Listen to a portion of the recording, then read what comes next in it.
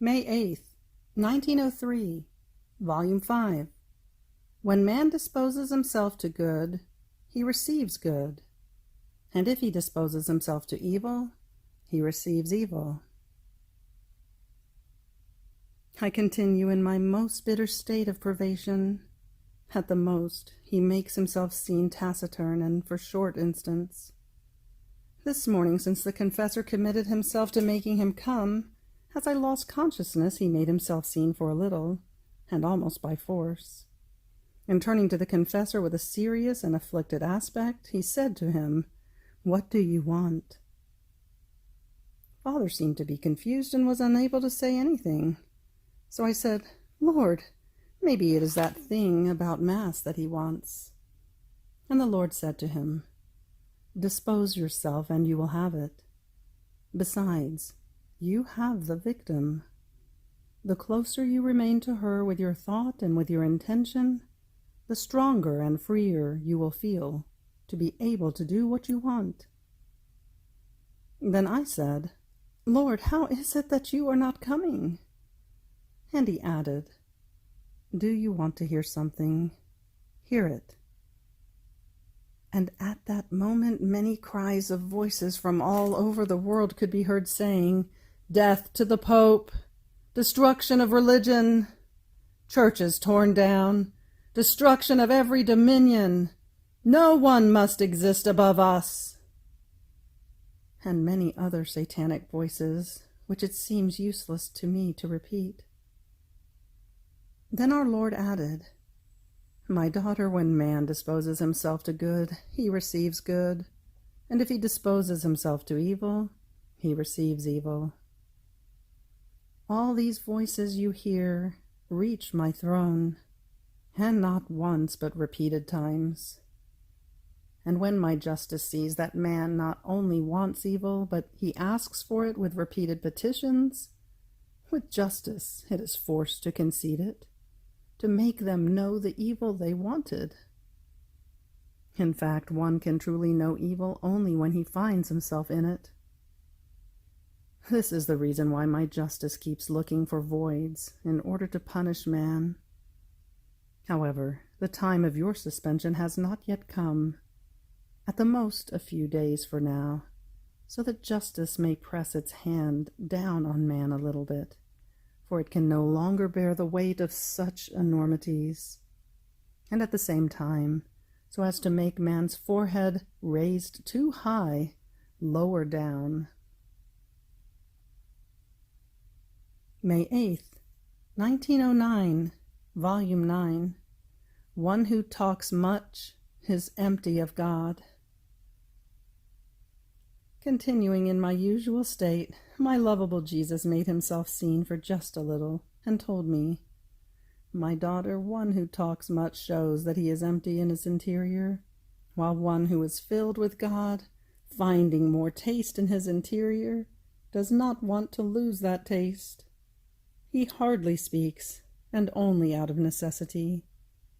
And even while speaking, he never departs from his interior, and he tries, as much as he can, to impress in others that which he feels within himself. On the other hand, one who talks much is not only empty of God, but with his much talking, he tries to empty others of God." May 8th, 1919, Volume 12. Cause and necessity of the pains that the divinity gave to the humanity of Jesus. The reason why he has delayed in making them known. Finding myself in my usual state, I was thinking of the pains of my adorable Jesus, especially those which his divinity inflicted upon the most holy humanity of our Lord. Meanwhile, I felt myself being drawn into the heart of my Jesus, and I took part in the pains of his most holy heart, which his divinity made him suffer during the course of his life on earth. These pains are very different from those which blessed Jesus suffered in the course of his passion at the hands of the Jews. They are pains which almost cannot be described. From the little I shared in them, I can say that I felt a sharp, bitter pain, accompanied by a rip to the heart itself, such that I felt I was dying in reality. And then Jesus would give me life again with a prodigy of his love. Then after I suffered, my sweet Jesus told me, "Daughter of my pains, know that the pains which the Jews gave me were the shadow of those which the divinity gave to me. And this was just, in order to receive full satisfaction. In sinning, man offends the Supreme Majesty not only externally, but also internally, and he disfigures in his interior the divine part, which was infused in him when he was created. Therefore, sin is formed in the interior of man first, and then comes outside. Even more, many times what comes outside is the minimum part, while the greater part remains in his interior. Now, creatures were incapable of penetrating into my interior and of making me satisfy, by means of pains, the glory of the Father which they had denied to him with so many interior offenses. More so, since these offenses wounded the most noble part of the creature, that is, the intellect, the memory, and the will, in which the divine image is imprinted. Who then was to take on this charge if the creature was incapable? Therefore it was almost necessary that the divinity itself take on this commitment, becoming my loving executioner, but more demanding, though loving, in order to receive full satisfaction for all the sins committed in the interior of man. The divinity wanted the complete work and the full satisfaction of the creature, both internally and externally. Therefore, in the passion which the Jews gave to me, I satisfied the external glory of the Father, which creatures had taken away from him. In the passion which my divinity gave to me during the course of my whole life, I satisfied the Father for all the sins of the interior of man. From this you can understand how the pains which I suffered from the hand of the divinity surpassed by far the pains which creatures gave me. Even more, they almost cannot be compared, and they are less accessible to created mind. Just as there is great difference between the interior and the exterior of man, much greater is the difference between the pains which my divinity inflicted upon me and those which creatures gave me on the last day of my life. The first ones were cruel, painful, superhuman tearings, capable of giving me death, and repeated deaths, in my most intimate parts, both of the soul and of the body. Not even a fiber was spared me. The second were bitter pains, but not tearings capable of giving me death at each pain. But the divinity had the power and the will to do so. Ah, how much man costs me! But man, ungrateful, does not care about me. He does not try to comprehend how much I loved him, and how much I suffered for him, to the extent that he has not even come to understand all that I suffered in the passion which creatures gave me. And if they do not understand the least, how can they understand the greatest, which I suffered for them? This is why I delay in revealing the innumerable and unheard of pains which the divinity gave me because of them. But my love wants to pour itself out, and to receive love in return. Therefore I call you in the immensity and height of my will, where all these pains are in act. And not only do you take part in them, but in the name of the entire human family, you honor them and give love in return. and together with me you substitute for all that creatures owe, but to my highest pain and great harm to themselves, they don't give it a thought. May 8th, 1922, Volume 14. The pains of one who loves Jesus the most are in the continuous currents with his heart. Continuing in my usual state, blessed Jesus just barely made himself seen, like a flash that runs away. He showed now the shadow of his light, now his hand. I felt an indescribable pain, and he, caressing my face with his hand, told me, "Poor daughter, how much you suffer." And immediately he withdrew. So I thought to myself, Jesus told me many times that he loves me very much, and that he suffers greatly when he sees that I suffer because of his privation. Who knows how much he suffers now in seeing me petrified by the pain of his privation?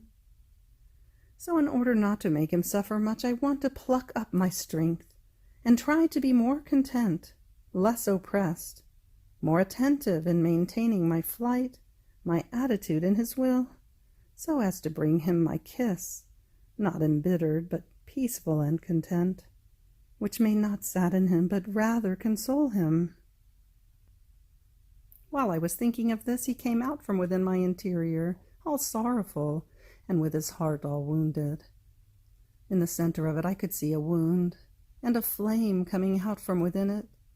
And he told me, "My daughter, indeed the more I see you suffer when I deprive you of me, the greater pain I feel, because since your pain is caused by the privation of me, it is nothing other than the effect of the love you have for me. Therefore, if you are embittered and oppressed, your heartbeat echoes in my heart, and I feel your bitterness and oppression. Oh, if you knew how much I suffer when I see you suffer because of me, you would always use this caution, this attention, so as not to embitter me more. These are the pains of one who loves me the most, which are in continuous currents with my heart. See, the wound that you see in the center of my heart, from which the little flame comes out, is precisely yours. But be consoled. If it gives me highest pain, it also gives me highest love. You, however, stay calm, and I will go forward to fulfill my justice. But I do not leave you. I will return often. Be it even like a flash, I will not cease to make you my little visits." May 8th, 1923, Volume 15. Luisa must reach the beginning. Only the divine will can place in safety and keep with jealousy all the goods which God wants to give to the creature. As I was in my usual state, I found myself outside of myself. I seemed to be covering a very long way on which I encountered many people. Some were horrifying to look at. Some seemed to be incarnate demons. Very few were the good. That way was so long that it would never end, and I, tired, wanting to go back into myself, but someone who was near me prevented me from doing so, telling me, "Come now, keep going. You must reach the beginning, and in order to get there you must go through all generations. You must have them all under your eyes, so as to bring them to your Creator. Your beginning is God, and you must reach that point of eternity in which the Eternal One created man, in order to receive all the bonds of creation and to retie all the harmonies that can exist between Creator and creature. So a supreme force made me go forward, and I was forced to see the evils of the earth and those which will come, unfortunately horrifying. Then after this I found my sweet Jesus, and tired I threw myself into his arms, telling him, my love, what a long way I had to go through. It seemed centuries without seeing you, and without finding the one who forms my life. And Jesus, all love, ah yes, my daughter, rest in my arms. Come into your beginning, from which you came. I too was anxiously awaiting you, to receive from you in my will all that creation owes me, and to give to you, in my same will, all that I must give to all creation. My will alone can place in safety and keep with jealousy all the goods which I want to give to the creature. Outside of my will, my goods are always in danger and poorly kept, while in it I abound, and I give to one what I should give to all. This is why I want to bind all creation in you. I want to place you at the original point of the creation of man. It is my usual way to deal one-on-one with one creature alone, what I want to give her and what I want from her, and then from her I let goods derive for others. Ah, my daughter, I had created man like a flower which was to grow, acquire color and fragrance in my very divinity. By withdrawing from my will it happened to him as to a flower which is snatched away from a plant. As long as it remains in the plant, the flower is beautiful, lively in its color, and fragrant in its perfume. But once it is snatched away from the plant, it withers, it fades, it becomes ugly, and reaches the point of giving off a bad smell. What a lot this was for him, and what a sorrow for me, who with so much love wanted to raise this flower in my divinity, to delight and amuse myself with him. Now, by my omnipotence, I want this detached flower to bloom again by transplanting it once again into the womb of my divinity. But I want a soul who wants to live in the womb of my volition. She will be the seed that she will lend to me, and my will do all the rest. In this way, my delights of creation will return. I will amuse myself with this mystical flower, and I will be repaid for creation. May 8th, 1927, Volume 21. How the Divine Will is Immense, and everything it does carries the mark of immensity.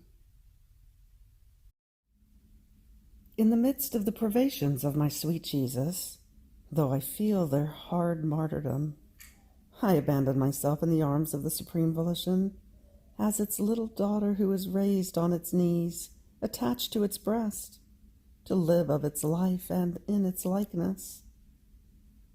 And my beloved Jesus, moving in my interior, told me, my daughter, my will is immense, and everything that can come from within it carries the mark of its immensity.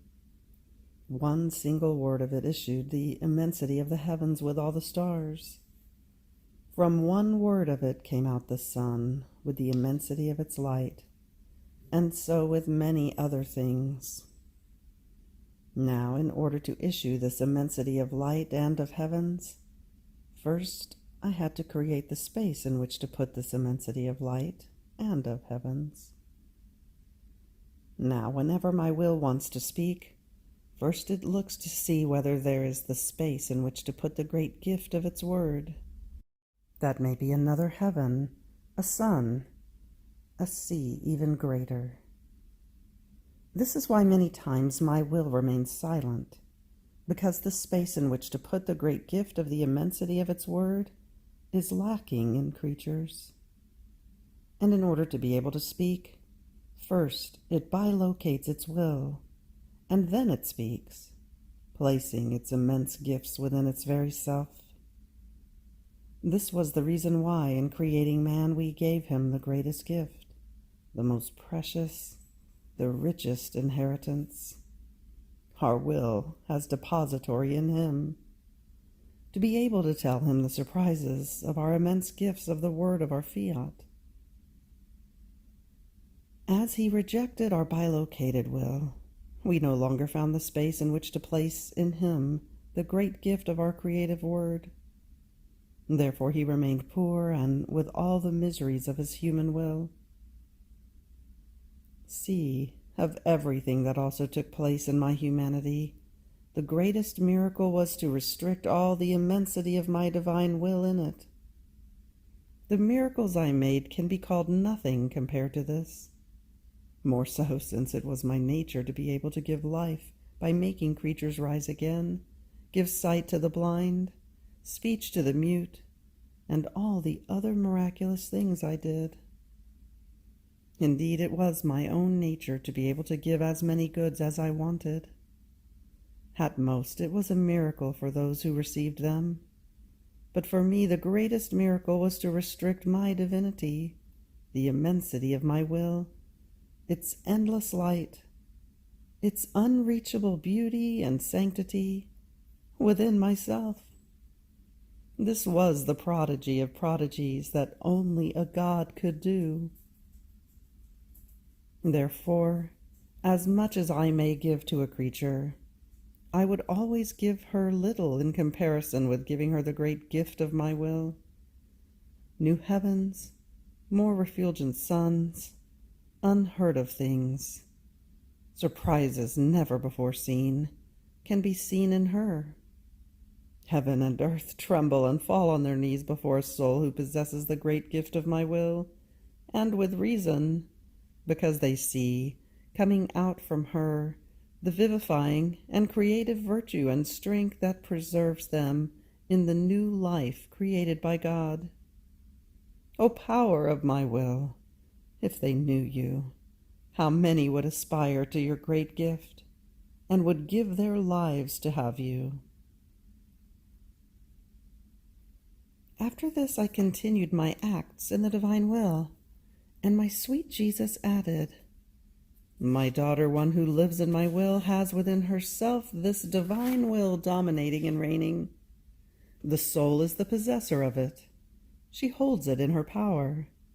And while she possesses the divine will, holding its strength, its sanctity, its light, its goods in her power, the divine will possesses the soul. And by holding her in its power, human weaknesses, passions, miseries, and the human will are kept under the unshakable power and the sanctity of the supreme will. And before this power, they feel themselves lose life. So, weakness feels conquered by the irresistible strength of the divine fiat. Darkness feels conquered by light. Miseries by its infinite riches. Passions by its virtues. The human will by the divine. What difference between one who lives in my will and one who only does my will? The first one possesses it and has it at her disposal. The second is submitted to it and receives it according to her dispositions. And between possessing it and receiving it there is as much distance as between heaven and earth. There is as much distance as between one who possesses immense riches and one who receives, day by day, what is of absolute necessity. Therefore, one who does my will and does not live in it is forced to feel weakness, passions, and all the rags and miseries that are the provision of the human will. Such was the state of Adam before he withdrew from the divine will. It was given to him by his Creator as the greatest gift, because it contained all goods as one. He possessed it, dominated it, and was ruler of this divine will, because God himself had given him the right to master it. Therefore he was master of the strength, of the light, of the sanctity, of the happiness of this eternal fiat. But when he withdrew from it, he lost possession and dominion, and reduced himself to receiving the effects of my will. according to his dispositions, rather than possessing them as his own. And one who finds himself in the condition of receiving is always poor. He is never rich, because a rich person possesses, does not receive, and is in the condition of being able to give part of his goods to others. May 8th, 1932, Volume 30. By doing his will, the creature impedes the course of the gifts of God, and if he could, would place him in immobility. How in all his works God gives the first place to the creature. I continued to think about the divine will and about the grave evils of the human volition, and how this, without the life of the Fiat, is without guide, without light, without strength, without nourishment, ignorant, because it does not have the teacher who teaches it the divine science. So without it, the creature knows nothing of his Creator. One can say that he is at the alphabet, and if he knows something, they are hardly the shadows, or some vowel, but not with clarity, because without the divine will there is no light, but always night. This is the reason why so little is known about God. The celestial language, the divine truths, are not understood because the divine will does not reign as life, as prime act. It seemed to me I saw the human will before my mind as dying of hunger, ragged, cretin, all stained, limping and wrapped in dense darkness. And since it is not accustomed to living of light and looking at it, every little light of truth eclipses its sight, confounds it and blinds it more. Oh, how there is something to cry over in the great misfortune of the human will. Without the divine, it seems that it lacks the life of good and the necessary nourishments in order to live. But while I was thinking this, my celestial teacher, Jesus, making me his brief little visit, told me, "My blessed daughter, doing one's will is so very grave that it would be less evil if the creature would impede the course of the sun, the sky, the wind, the air, the water. And yet, impeding this course, such disorder and terror would happen that man would not be able to live any more. And yet this great evil would be nothing compared to the grave evil of doing one's own will, because with this one impedes the course, not of created things, but of his very Creator. Adam, by withdrawing from our will, stopped the course of the gifts that it wanted to give to his beloved creature. If he could have, he would have constrained God to immobility. Our Supreme Being, by creating the creature, wanted to be in continuous correspondence with him. It wanted to give him now one gift, now another. It wanted to make so many beautiful surprises, never interrupted. Now, as one does his will, so he tacitly says to his Creator, "Withdraw, I have nowhere to put your gifts. If you speak to me, I do not understand you. Your surprises are not for me. I am enough by myself." And with reason he says this, because without my will, that is his primary life, he has lost the life and the capacity of where to place my gifts of understanding our celestial language, and makes himself a stranger to our most beautiful surprises. By not doing our will, the creature loses divine life, the most beautiful, the most interesting, most necessary act of his creation, and of how he was created by God. This is the reason why, as man withdrew from our Fiat, he disordered himself in a way that every step wavered. Because he detached himself, he rejected the vital act of his life, and the stable and permanent act that must live with him as one single life, that is, our divine will. Given that, we feel immobilized by many, because we want to give and we cannot. We wanted to speak and he does not listen to us.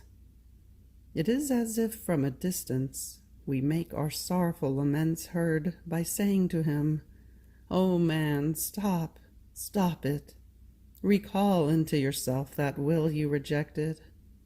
It does not pay attention to your evils, and if you call it, it is ready to take possession of you and form its kingdom in you. Kingdom of dominion, of peace, of happiness, of glory, of victory for me and for you. Oh, please do not want to be a slave any more, nor live in the maze of your evils and miseries. Such is not how I created you, but I created you king of yourself, king of all. Therefore call my will as life, and it will let you know your nobility and the height of your place in which you were placed by God. Oh, how content you will be, and you will content your Creator." After this he added, "My daughter, only then does one feel the true life in herself when she enters into my divine will, because in it the creature sees with clarity her nothingness, and how this nothing feels the need of the all, that is, of he who drew her from nothing in order to live. And as she recognizes herself, the all fills her with itself. This nothing feels the true life. She finds the immediate contact of sanctity, of goodness, power, love, and divine wisdom. She recognizes in herself the power of the creative work, its palpitating life, and the extreme need for this divine life. Otherwise she feels as if there were no life in her. It is only my will that makes her true nothingness recognized by the creature, and it continuously breathes over this nothing so as to maintain the divine life always inflamed in her, in order to make her grow as a work worthy of our creative hands. On the other hand, without our will, the creature feels as if she were something, and the all remains outside of the nothing. So I continued my acts in the divine will, and my poor mind was lost in the multiplicity of its works that ran in search of man in order to embrace him and line up around him to defend him, to lend him all helps, to make him happy, and to let him hear its loving laments, its sorrowful notes, even into the depth of his heart, that while the divine fiat in everything it does searches for man, it wants to find him, to love him. He does not search for it in his acts. He does not surround it, nor let it hear his loving notes, nor his sweet laments that he wants he who so much loved him, and whom he should love. Now, while I was lost in his divine works, my sweet Jesus resumed by saying, "My daughter, all our works ad extra have been done and will be done only for creatures. Our purpose is only for them, because we have no need. Therefore, in the work that we do, the creature sparkles in our act. She flows in it as purpose of our work. And since every act has its purpose, so the reason that moves us to work is the creature, because the first place in all our works is occupied by him. He sparkles and flows in our act. Therefore we can say, you were with us when we extended the sky and formed the sun. In that azureness and in that light, we gave you the place of honor, and you flowed in them. In every act of the word done on earth, in every pain, in every word, you had your place of center, and you flowed in them as your property. Now we do not give to the creature his place in our act in order to be useless and let him idly flow in it. No, no, idleness has not made anyone holy. We placed him within our acts so that he could place his acts inside of ours. Ours must serve as model, as space, in order to be able to place his acts inside with more security. We also labor. To love is labor, and our labor, because it is love, is operating, vivifying, creating, sustaining of everyone and everything. Therefore, even though the creature has his place in our works, oh, how many of our works are seen empty of the acts of creatures! Rather, he does not even know them and lives as if we had given him nothing. So our works have a sorrow, and they incessantly ask for he who, while he has his place, he neither makes use of nor with his love works together with the work of his Creator. And yet the centuries will not end until our works have the purpose for which they were made, that is, the creature inside of them to work as center of their acts. And these will be the ones who will let the divine will reign as life in their souls. End of May 8th. Fiat.